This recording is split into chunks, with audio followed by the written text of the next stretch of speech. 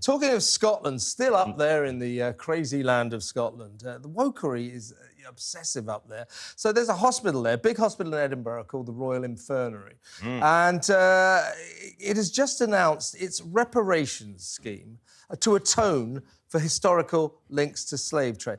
Now, it's not actually going to spend it, it's going to lectures, it's going to build statues, it's going to have artworks to commemorate its hopeless, horrible mistake back in 1750, when it received money from the slave trade, from the Caribbean slave trade, that by today's standards would be 40 million quid. But, you know, hey, it's 1750. You don't have to say sorry for things that happened 300 years ago. 100%. And also, I was taught you can never look at history through the prism of today. The fact is that we are where we are now. And this is, and it goes back to a much bigger issue for me, about ripping down statues, taking away all of these plinths in London and around the country. You know, we have to learn that history is in the past. Sure, we learn from it and we change our behaviour in the future. But this is just more ridiculous nonsense. I think all this historical reparations, historical apologies for slavery, it's just absurd. Of course. No one is responsible for slavery now,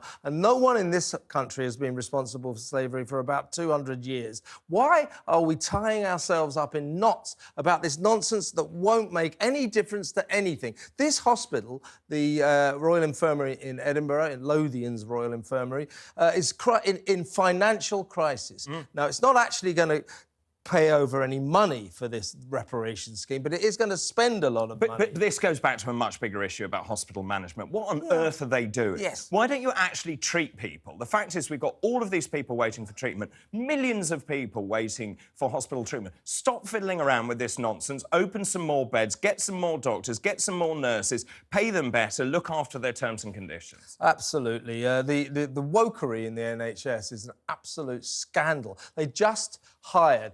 This is when doctors, consultants, nurses, ambulance, all striking for more pay. You know, I'm basically against medical frontline workers going on strike, but I think they all had a case for a bit of a pay rise. The NHS can't really afford it, but last week we learned it is recruiting 244 diversity officers. In case you didn't know, folks, diversity officers don't cure patients. No, they don't. Stop painting rainbows on the floor. Stop. I mean, I went to a hospital recently where I had to cross over a rainbow. This is utter nonsense. It's a disgrace. It is a disgrace. And actually, even with the strikes, and I feel very passionately about this, as you know, I'm a medic by training. Many of my friends are doctors. And then you've got this situation where you've got doctors holding patients to ransom.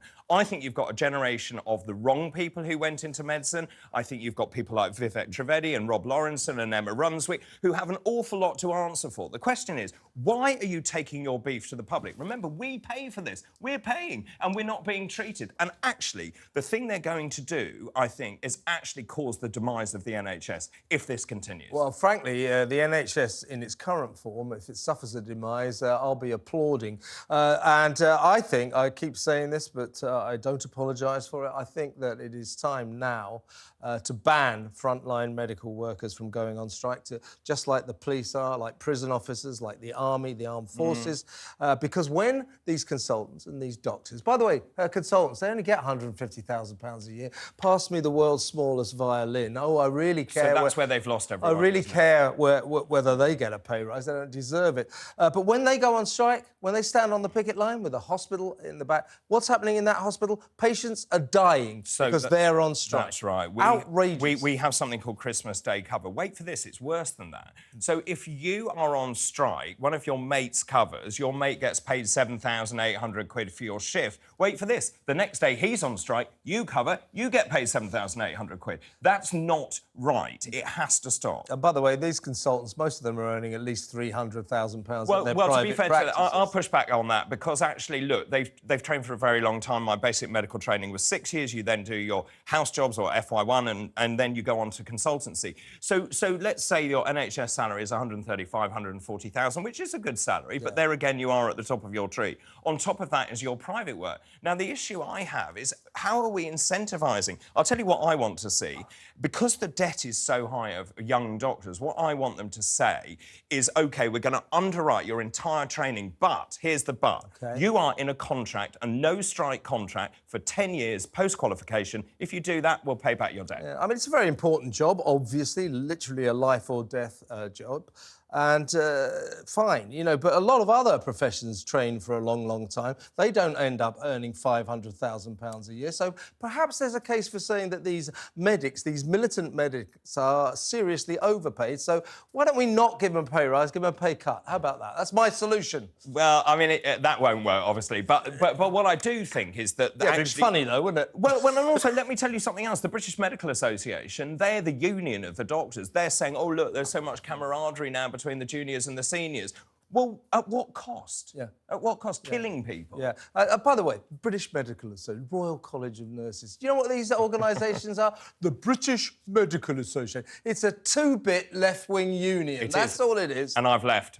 I was so angry. I was so angry. And by the way, that's an interesting point because here we are, if you like, or I am, maligning all these medics who go on strike. We should applaud a lot of people who don't go on strike. It is a wrong image. It's a myth to say that every consultant and every doctor and every nurse is going out on strike. And what happened when the Royal College of Nurses finally gave the nurses the chance to vote on whether or not they would go on strike or they would continue their strikes? They voted to go back to work immediately and take the pay off. And it's a really good point. And many of my friends, doctors and nurses and physios and all the rest of them, they are very torn by this. And, of course, most people go into a caring profession to care. And so for many of them, they are deeply unhappy with the direction of travel.